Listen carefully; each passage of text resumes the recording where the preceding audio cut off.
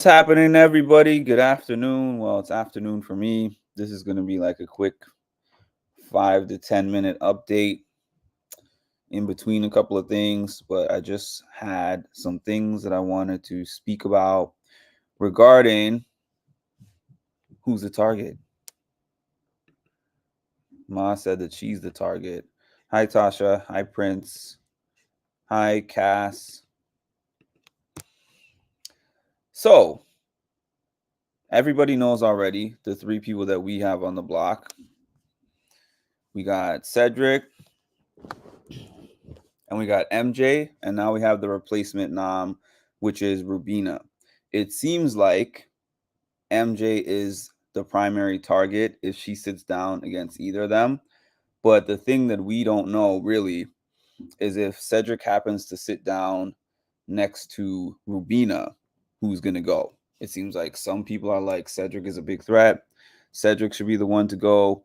Some people are like, we need to take out Rubina because she's not in like one of the bigger alliances, and because a lot of people think that's something that would weaken Tucker, which I believe that should be the move for that reason, but people think different things.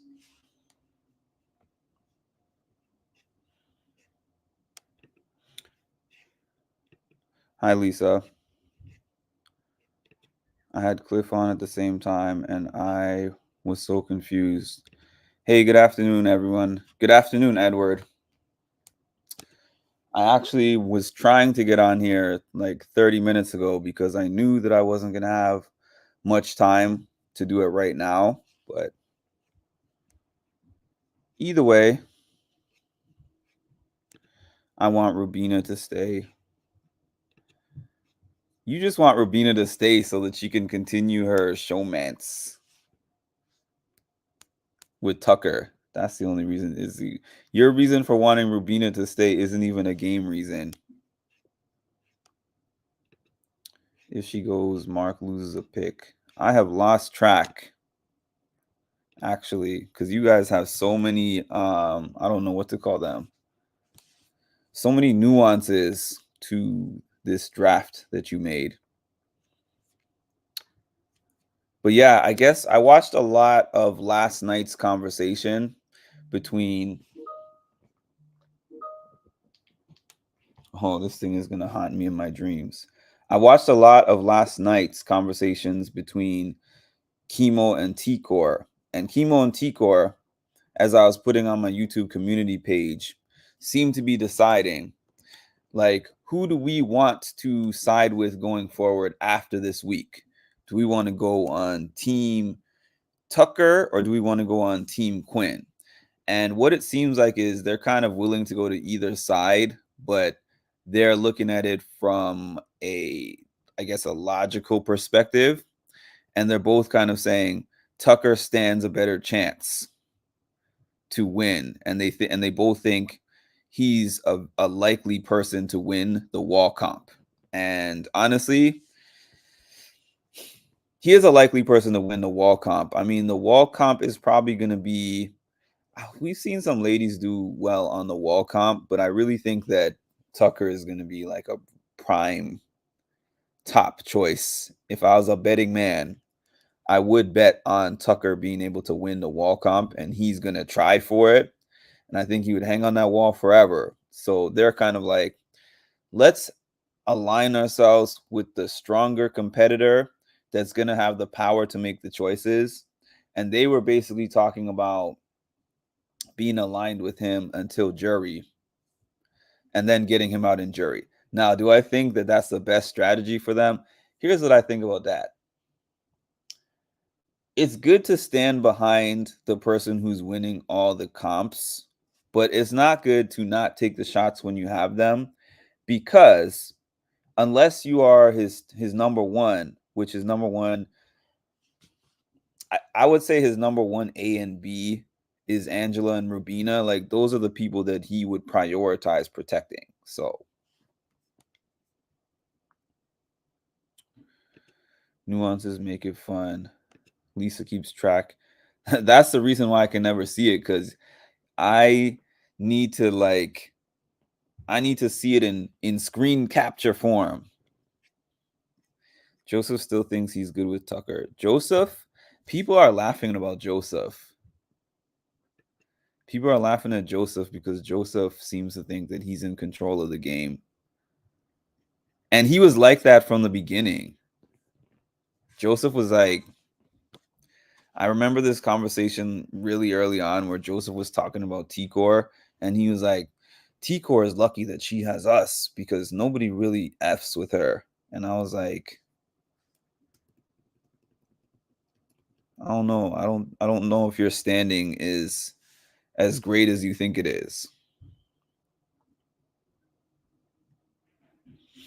Hi, Colleen.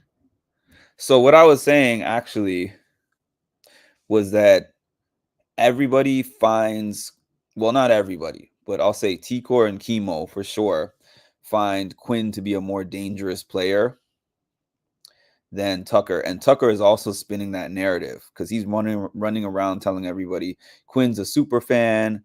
Quinn knows this game and everything about this game. Quinn is so dangerous. And this is true, but Izzy was a super fan too. And the thing about it is being a super fan is great if you're winning things and you have choices to make. But I don't think that Quinn is quite as dangerous of a super fan as everyone thinks that he is. And you know what? This season has so many recruits that they're actually really, really weaponizing knowing the game. Like knowing the game at all makes you a huge threat to them. It's usually a smaller statured person that wins the wall comp. Flip floppers, slippers, chanclas. So MJ has no shot at winning the wall comp. Probably not, actually, because people who are really tall have a hard time with those wall comps and like those holding on comps. You know what? That would probably mean Rabina would have a good shot at winning a wall comp. As long as she's strong enough to hold herself up, she's really short. So dusty with the screen capture. If it was important, I would use all the power I can muster to win a wall comp. I think I would do pretty good at a wall comp. My only thing is it would depend on whether I thought that I needed to win it or not. I think if I was one of those middle people, I would just hold on long enough and then, I would slip off. If there was any competition I was going to throw, unless I thought that I was a primary target or I was definitely going on the block, wall comp would probably be one of them. I wonder what Joseph will think later when he sees all this. In my opinion, thinking he was the mastermind of the game. They're probably going to laugh when they get him out too. The wall comp is more just body power over willpower. Joseph is going to turn it around like Jags did last season. I don't even really see that comparison. I see. I don't know. It's hard. I don't really see anyone comparable to Jag.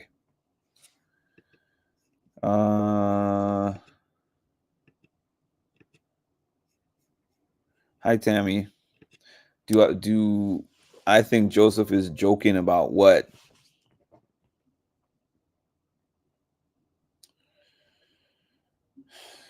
All right, y'all. I got about 2 more minutes.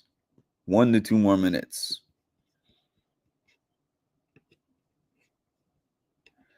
Tonight they're having an 8 p.m. special. I was a little bit confused. I thought the 8 p.m. special was in place of the Wednesday episode, but it's looking like or seeming like the special is its own separate thing. The special with Cody Taylor and Jag. It's looking like it's its own separate thing from the Wednesday episode, and the Wednesday episode is still going to happen, and the Thursday episode, everything is scheduled. It's just an additional episode. That's what it seems like.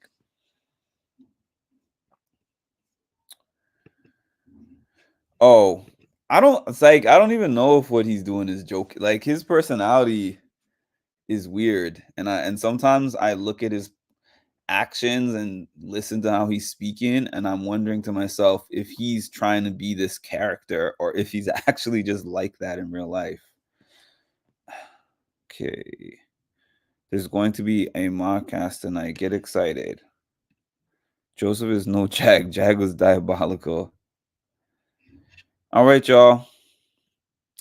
Jumping off, but thanks for joining. Please make sure to like, comment, subscribe, and hit the notification bell. All that good stuff. And we'll talk again soon.